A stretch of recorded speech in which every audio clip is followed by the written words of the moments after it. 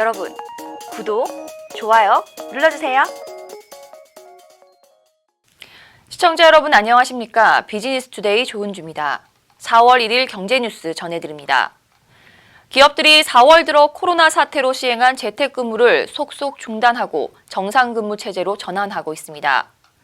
주요 그룹 가운데 재택근무에 가장 적극적이었던 SK는 그룹 최고 의사결정기구인 수펙스 추구협의회 등이 재택근무를 마치고 1일부터 스마트워크 체제로 전환했습니다.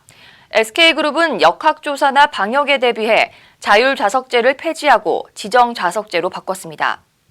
또한 회의나 보고는 가급적 비대면으로 진행하고 자차를 이용해 출퇴근하는 직원들에게 주차를 지원할 계획입니다. SK그룹은 스마트워크는 안전과 업무 효율을 동시에 고려해 유연한 시간제를 원칙으로 전체 구성원이 일정한 시간에 출퇴근하는 기존의 방식에서 벗어나 각자가 근무 시간을 설계하는 방식으로 운영된다고 설명했습니다. 현대자동차와 서울시가 수소산업 생태계 조성을 통한 수소경제 활성화, 친환경 도시로의 도약을 위해 전략적 협력을 강화하기로 했습니다. 현대차는 지난달 31일 서울시 신청사에서 현대차 공영훈 사장과 서울시 박원수 시장 등 주요 관계자들이 참석한 가운데 수소 전기차 보급 활성화 내용을 담은 양해각서를 체결했습니다. 두 기관은 수소 전기차 생산 보급 확대뿐만 아니라 수소 충전소 등 충전 인프라 확충과 수소 전기차 활성화 방안 등 전반에 걸쳐 협력을 강화해 나갈 방침입니다. 현대차는 이번 협력을 통해 수소연료 전지 시스템 사업 다각화와 수소경제 활성화에 더욱 속도를 낼 예정입니다.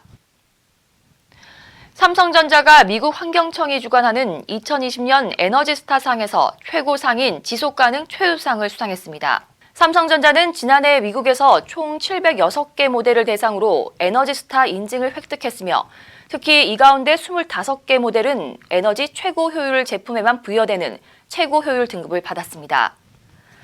또한 에너지 사용량이 많은 노후 냉장고를 매장에 반납하고 에너지 고효율 제품을 새로 사는 경우 일정 금액을 돌려주는 등 다양한 마케팅과 홍보 활동도 진행했습니다.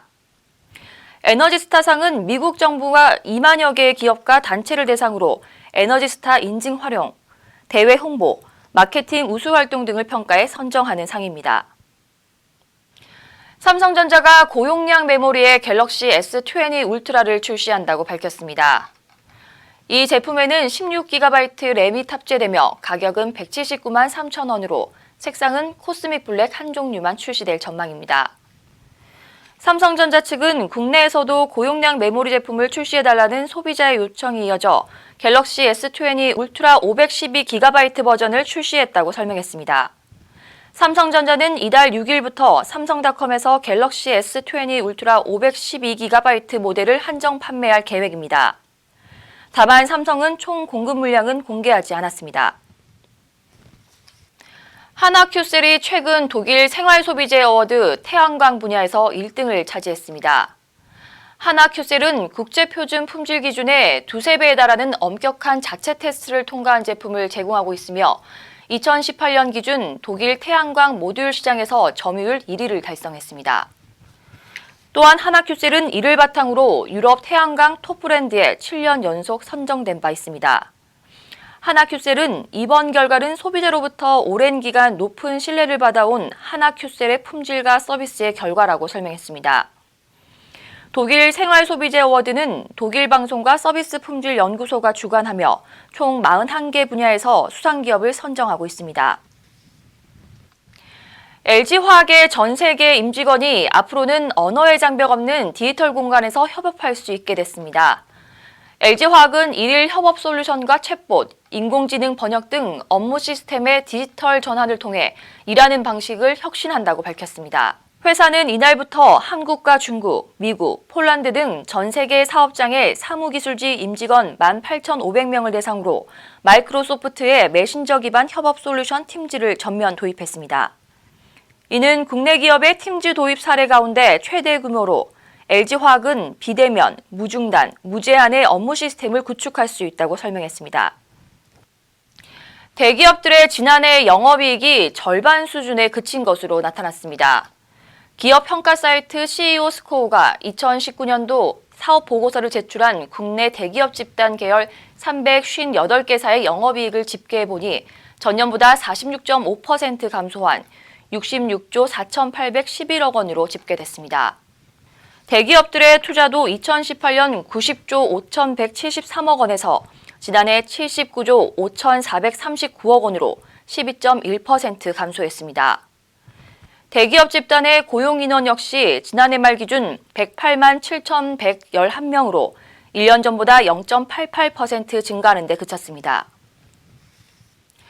SK에너지가 2년 연속으로 우리나라 매출 상위 100대 기업 중 직원 평균 급여가 가장 높은 기업에 이름을 올렸습니다. 구인구직 매칭 플랫폼 사람인이 매출액 상위 100대 대기업 중 84개사의 직원 연봉을 분석한 결과 1인당 평균 급여는 8,358만 원으로 집계됐습니다. 이는 2018년보다 158만 원 증가한 수치입니다. 직원 1인당 평균 급여가 가장 높은 기업은 SK에너지로 1억 3,200만 원에 지급했으며 이어 SK인천석유화학과 SK종합화학 등 SK그룹 계열사들이 상위 1위부터 5위까지 차지했습니다. 코로나 사태로 인한 경제 위기에 대응하기 위해 정부가 건국 이래 처음으로 긴급 재난지원금 지급을 결정했지만 지급 기준이 모호해 혼란이 가중되고 있습니다. 보건복지부에 따르면 현재 정부에서 검토하고 있는 소득 산정 기준은 크게 두 가지로 실제 소득에 재산을 소득으로 환산한 값을 더해 계산되는 소득 인정액이 하나의 방법입니다. 다른 하나는 건강보험료를 이용한 방식으로 중위소득별로 구분된 건보료 본인 부담금을 기준으로 소득 수준을 구별하는 방식입니다. 정부는 두 가지 시나리오의 장단점을 비교하면서 각 방법을 합리적으로 보완할 수 있는지를 지속해서 고민하겠다는 입장입니다. 오늘 소식 모두 알아봤습니다. 시청해주신 여러분 고맙습니다.